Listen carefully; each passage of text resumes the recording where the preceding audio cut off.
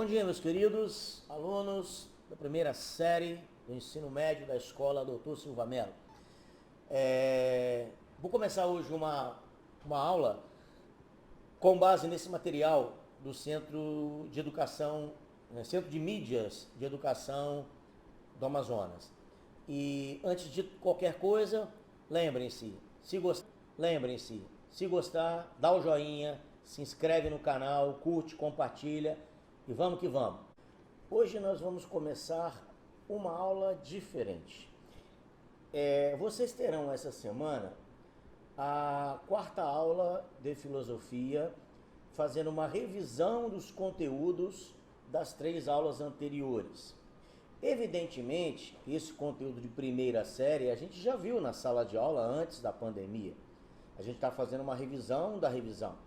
Mas, como muitos alunos reclamaram que a linguagem utilizada pelo Centro de Mídias de Educação do Amazonas estava muito complicado eles entenderem, né? Não pela qualidade, com certeza, porque inclusive esse material, essa aula não é uma aula minha, essa aula na verdade é uma adaptação, é a minha fala sobre o material deles, porque é excelente. Só que os alunos não estão habituados com esse distanciamento e uma linguagem culturalmente focada com o Amazonas.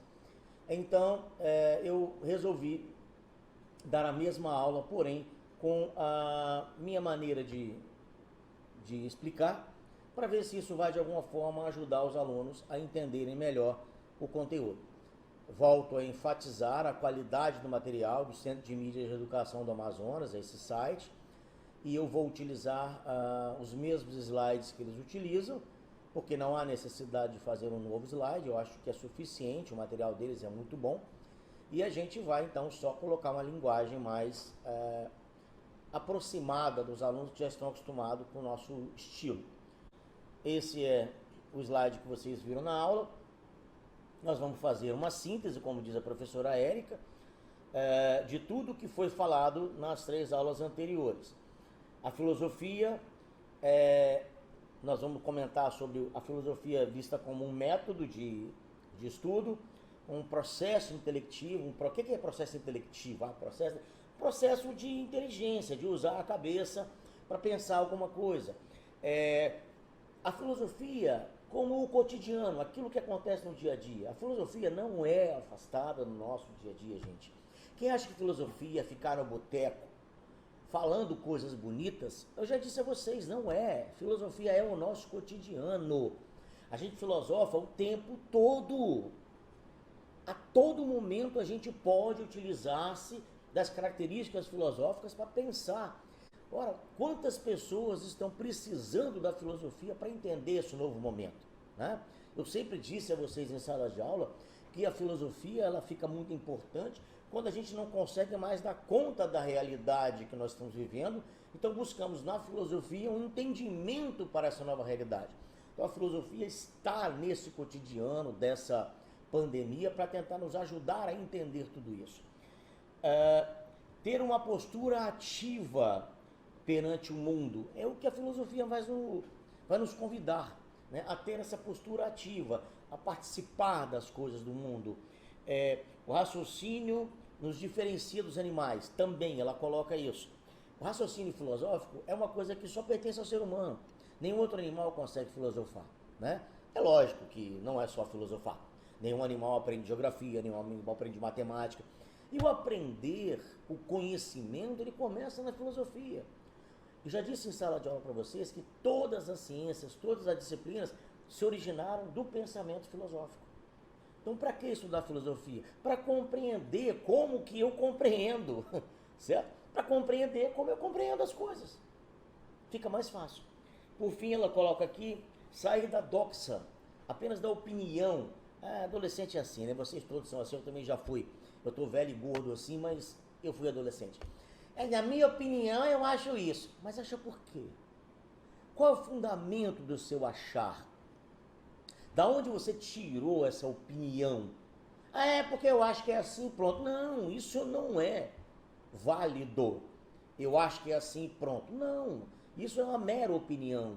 A filosofia nos convida a ir além, ir para a episteme, para o raciocínio científico, lógico, logos, o conhecimento lógico, certo?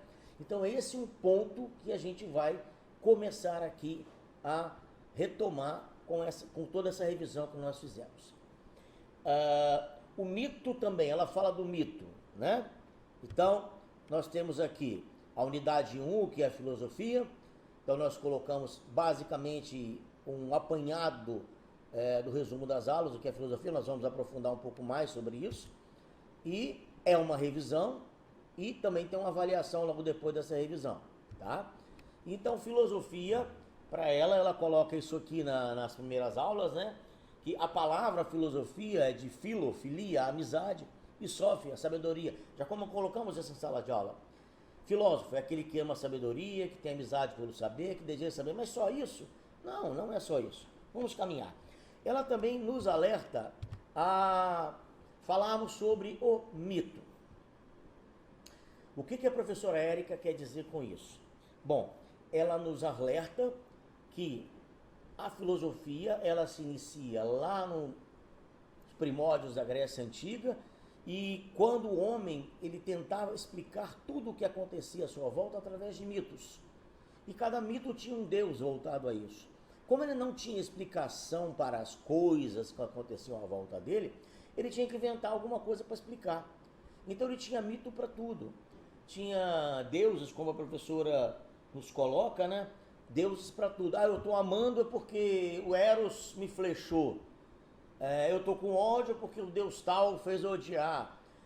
Eu estou com fome porque o Deus tal entrou na minha barriga. Sei lá, tudo eles inventaram a forma de mito para explicar as coisas à sua volta. Eles não usavam muito o pensamento racional para explicar. Mas isso chegou a um ponto que não se dava mais... não dava mais conta deles entenderem o mundo a partir dessas informações. Então, eles precisaram buscar novas formas de entender o mundo. Então, vamos ao que ela colocou para a gente. Filosofia é crítica, não é o achismo, não é só ter opinião. Então, ela vai nos lembrar, a professora Érica, que a filosofia não é só o achar as coisas, eu penso que é assim. Não, tem que haver um pensamento crítico, tem que haver um estudo forte sobre o que você está falando, para você se fundamentar sobre o que está dizendo.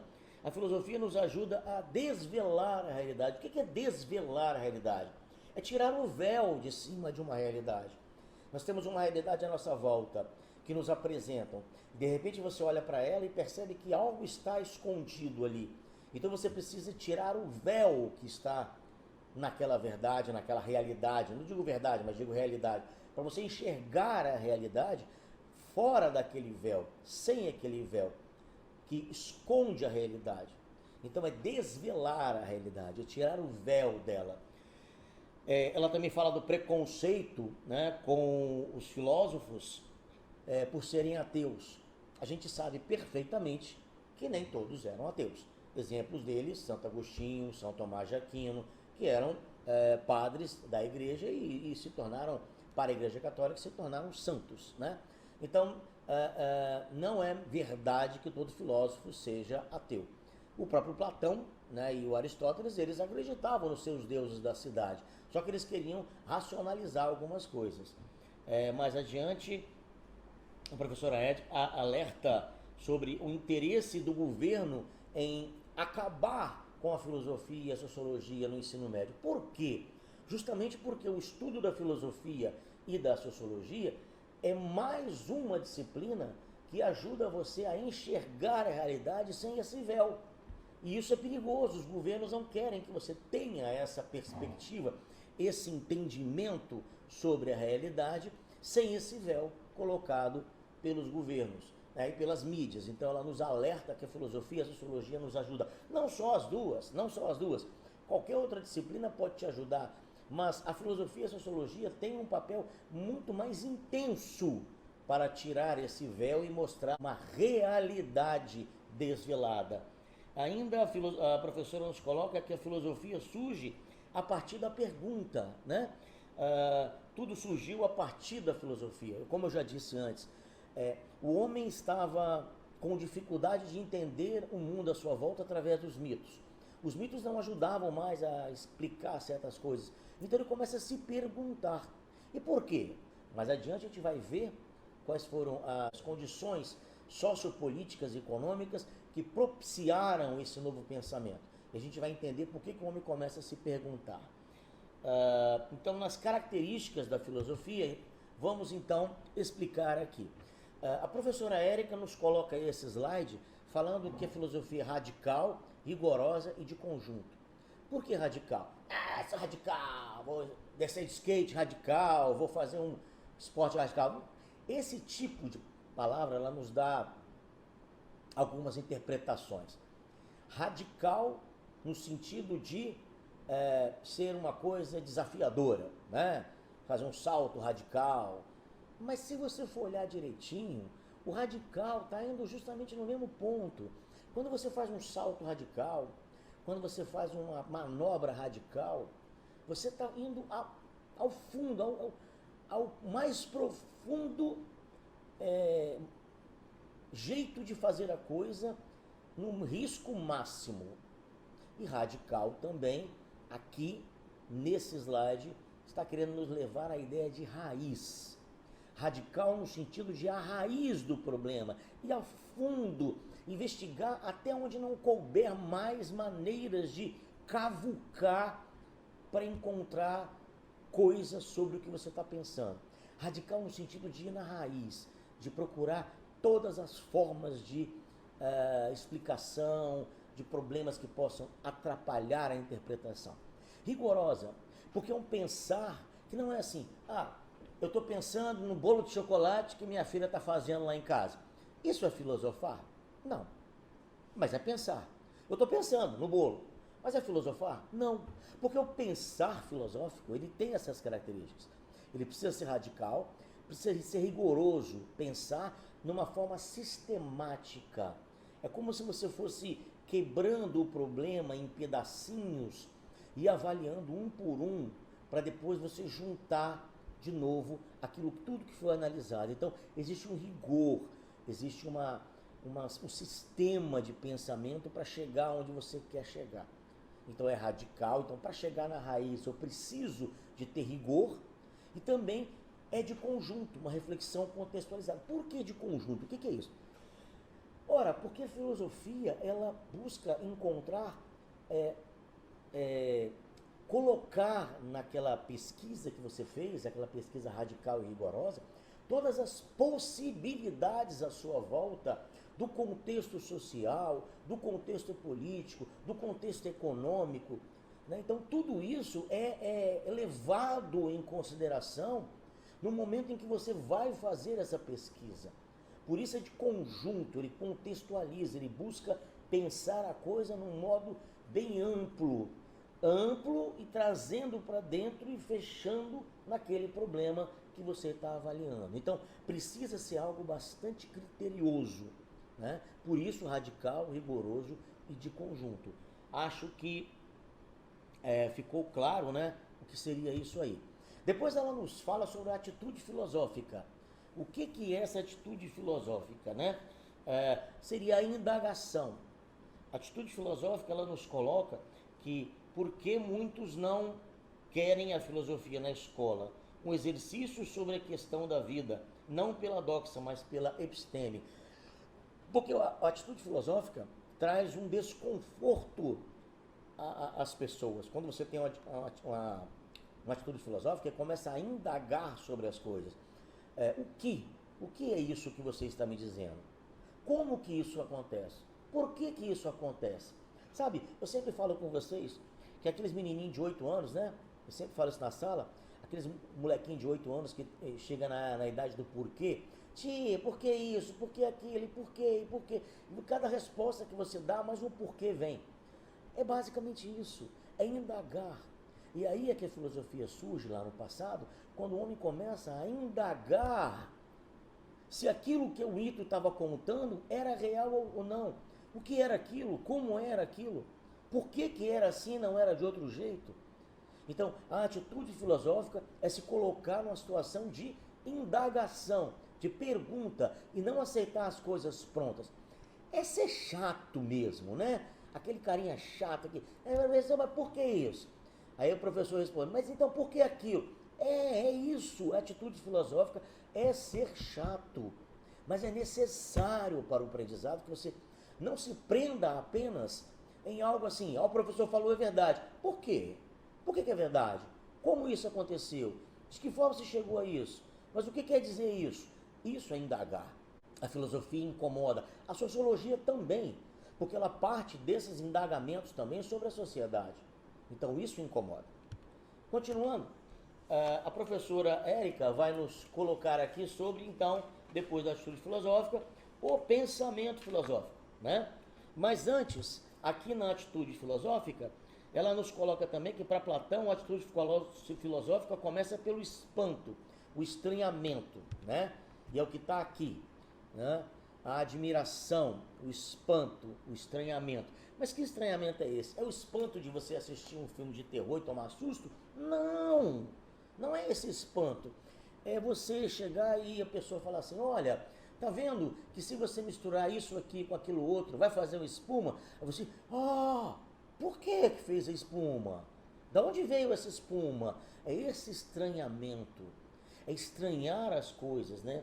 Então, ele nos coloca que o pensamento filosófico, para Platão, discípulo de Sócrates, a filosofia começa com essa admiração. Como escreve esse discípulo dele, de Aristóteles, o discípulo, né, de Platão escreve, Aristóteles, a filosofia começa com o espanto. Então Aristóteles vai nos dizer que, vai nos dizer não, né, já nos disse, né, ele já morreu, nos disse que a filosofia começa com esse espanto, de perceber que tem algo estranho ali que eu quero saber o que é. Então ela começa dessa forma, e aí a gente vai ver muita coisa importante que acontece com ela, como já vimos em sala de aula. Então, a professora nos lembra aqui que os mitos não supriam mais a explicação do mundo, então o homem estranha e procura uma nova compreensão a partir do mito. O mito não serve mais para explicar o mundo, então ele busca alguma coisa a pensar para encontrar uma coisa mais lógica, por isso logos. Então aqui nós temos que o pensamento filosófico é esse estranhamento, experimenta uma quebra, uma interrupção, um fluido normal de sua vida. O exemplo que dá aqui é uma nuvem cai do céu, mais uma coisa assombrosa. Então a nuvem está lá, de repente despenca aquela água toda, e eu falo, mas que isso? Por que está acontecendo essa água toda? Quando você olha para o céu e vê aquela nuvem estranha se formando, você se espanta e fala, mas que diabo de nuvem é essa, gente? Que nuvem estranha é essa que está aparecendo aqui? Eu nunca vi uma nuvem desse jeito. E aí você vai se perguntar, que nuvem é essa? O que está acontecendo? O céu hoje está rosa. Por que o céu está rosa? É esse estranhamento que existia no mundo antigo e eles buscavam pelo estranhamento na filosofia e mais tarde na ciência. A gente vai ver isso aí. Depois nós temos o pensamento filosófico ainda sobre o questionamento. Após viver o estranhamento, a pessoa inicia um processo de questionamento interno e externo sobre o tema que lhe chamou a atenção. Então, me estranhei, vou questionar. E agora esse questionamento é interno e é externo. Eu começo a avaliar as coisas a partir dali. E o que é importante você entender é que cada pessoa faz um questionamento e busca uma resposta de forma filosófica. Evidente que existem muitos filósofos no mundo, ao longo de toda a história, que cada um deu uma resposta diferente para o amor, para a liberdade, para a verdade. Cada um deu uma resposta. Todas essas respostas são verdadeiras? Não sei. Todas elas são falsas? Também não sei. Vai depender de quê? Vai depender daquilo que eu acredito. Eu gostei da forma que esse cara aqui explicou, eu acredito mais do jeito que ele falou. Porque a filosofia não tem resposta pronta. Ela coloca pra gente coisas para que a gente se incomode e a gente estude e a gente aceite como verdade. Por exemplo, eu gosto muito de uma filosofia chamada existencialista, né? Onde o homem é mais importante do que o mundo em si. A relação dele com o mundo parte dele para o mundo, né? A importância é a existência dele, como ele se vê nessa existência. O mundo é importante, mas eu parto do sentimento humano. Já outros filósofos partem de outra forma, que o mundo, na verdade, faz o homem. Então, quer dizer, cada um acredita na filosofia, cada um acredita naquilo que lhe convence ser o mais correto. Então, não tem uma resposta pronta para isso. Né? Então, a resposta filosófica trata-se de buscar uma resposta clara, coerente e elucidativa para os questionamentos e indagações. Mas qual resposta? Aquela que faz mais sentido para você. Aí você fala assim, mas professor, então não vale a pena, porque aí qualquer um pensa o que quiser. Não, não é pensar o que quiser. É ter uma aceitação de uma resposta baseada naquilo que nós falamos no começo. Ela precisa ser radical, rigorosa, de conjunto, para então você falar, não, aqui eu encontrei uma resposta que foi ao fundo, usou um método, foi rigorosa e mostrou um contexto. Então eu vou acreditar que isso aqui seja verdade. Essa outra aqui usou o mesmo método, mas eu não acredito nela. Eu acho que ela não bate com o que eu entendo como sendo verdade. Mas não o achismo. Ah, mas eu acho isso e acabou. Não, não, achismo não. Achismo não é filosofia, não é resposta filosófica, não é pensamento crítico. E depois, o próximo passo, a professora Érica nos coloca a passagem do mito à razão. Eu já expliquei isso com esse mesmo mapinha para vocês em sala de aula, para quem assistiu a aula. Na história do pensamento ocidental, não estamos falando da filosofia oriental, que é lá do Oriente. O que é Oriente? É lá, Índia, China, Japão, Arábia Saudita, aquilo é Oriente. O Ocidente é Europa para cá. Então, a passagem do mito à razão, na história do pensamento ocidental, na Grécia, entre os séculos 7 e 6 a.C., ou seja, 700 anos, 600 anos, 800 anos antes de Cristo nascer, promovendo a passagem do saber mítico, alegórico, mítico, que apresentava em coisas mitológicas, ao pensamento racional, da lógica, do logos. E nós mostramos esse mapinha, falamos sobre como surgiu esses filósofos, cada um em uma cidade dessa grande Magna Grécia, né? Que é a região toda da Grécia, tá? Diferença entre mito e logos. Quais são essas diferenças entre mito e logos, né? O pensamento mítico pertence ao campo do pensamento e da linguagem simbólica. São símbolos que eu escolho para explicar o mundo. Já o pensamento lógico pertence ao campo do pensamento e da linguagem conceitual. Eu descrevo as coisas de forma lógica e racional para entender o que está acontecendo, diferentemente do mito. Professor, mas o mito não acabou? Não existe mais mito? Existem alguns mitos, né? Existem alguns mitos. Haja vista o mito. Então existe algo que é realmente um mito, né? Não faz nenhuma lógica. Não tem nenhuma lógica. Mito não tem lógica. Mito é algo que é inexplicável. Eu acho que está fazendo sentido agora o mito. Então, o mito, ele ainda existe. Existe sim. É uma história para explicar coisas que a gente ainda não conhece. Então a gente começa a criar uma maneira para entender aquilo, para acalmar nosso coração. Eu costumo sempre dizer, já disse em sala de aula para vocês, que quando você é pequenininho, sua mãe conta um mito de como você nasceu. É o mito da cegonha, é o mito do repolho no quintal, quer dizer, mitos para dizer como você nasceu, porque você ainda não está preparado para receber o logos, né, a explicação lógica do seu nascimento. Mas existem várias outras formas de usar o mito. Nós vimos isso em sala de aula para explicar coisas inexplicáveis, usando aquilo que a gente não conhece ainda, usando histórias míticas para isso. Mas aquela importância toda que o mito tinha no passado já não tem mais, não é tão importante mais, porque a ciência está aí para mostrar que as coisas não são assim, dessa forma, sem explicação. Então, condições históricas, está acabando aqui, as condições históricas para que esse mito surgisse. Lembra que eu falei lá no começo que a gente ia falar das condições históricas? Pois bem, o homem começou a fazer viagens marítimas, viajar de uma cidade a outra, atravessando ali o Mediterrâneo, e ele começou a ter contato com outras cidades, outras culturas, outros povos, e aí ele se perguntou, lembra da indagação? Ele perguntou, peraí, mas por que na minha cidade a gente acredita numa coisa que eles não acreditam? Por que isso? Se é verdade, tem que ser verdade para todos. E também eles começaram a navegar, e a ideia que eles tinham de que existiam monstros no mar, que iam engoli-los, ao atravessar o mar eles viram que não existia, eram apenas peixes. Então isso falou, mas espera aí, cadê o monstro? Começou a se indagar, né? Cadê o Poseidon que ia atacar a nossa embarcação? Então eles começam a ficar pensando, tem algo errado aí. Começa a se indagar.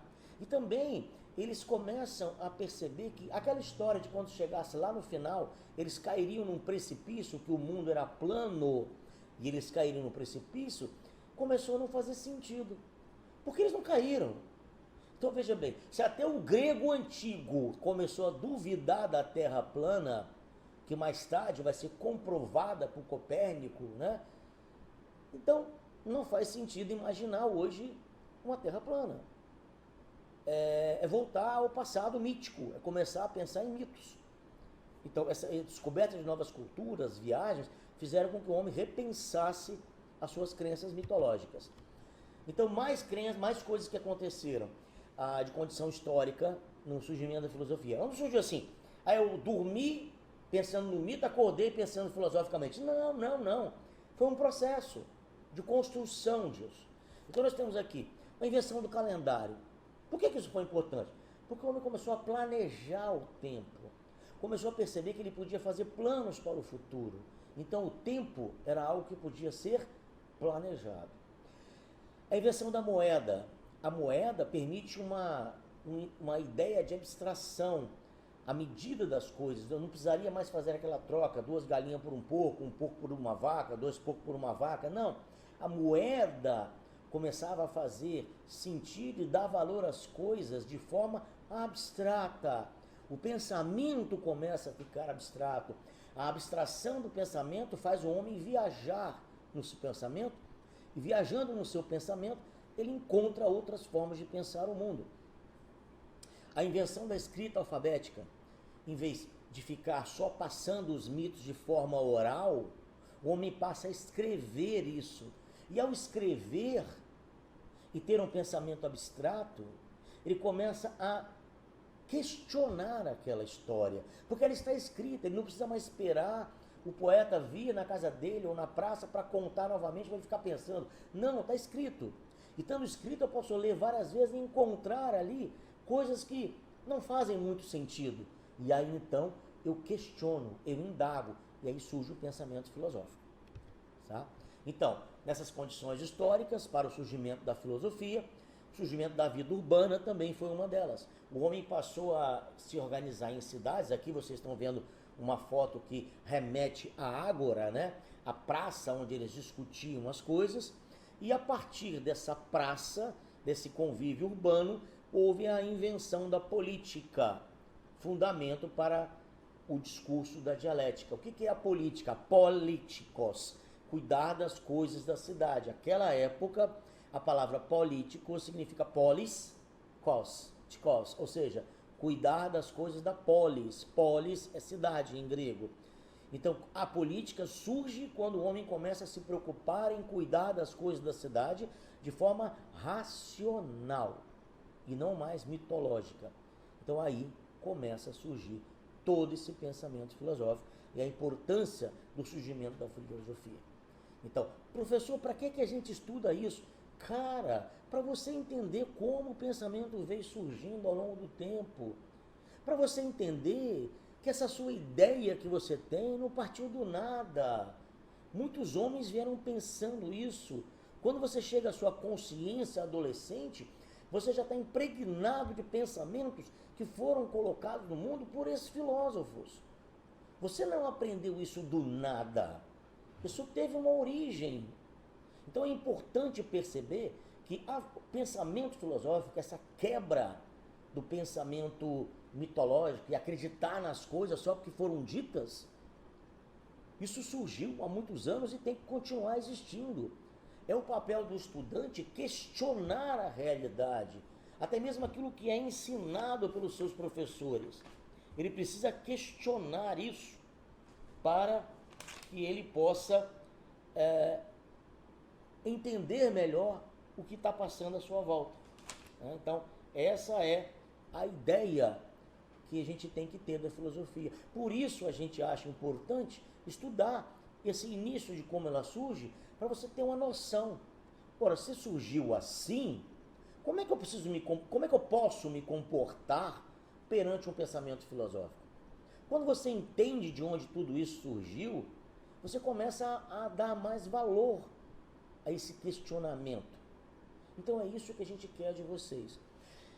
E eu estou gostando muito de ver o trabalho de alguns líderes de sala no questionamento a respeito dessas aulas do jeito que estão acontecendo e pedindo novidades, pedindo formas diferentes de fazer.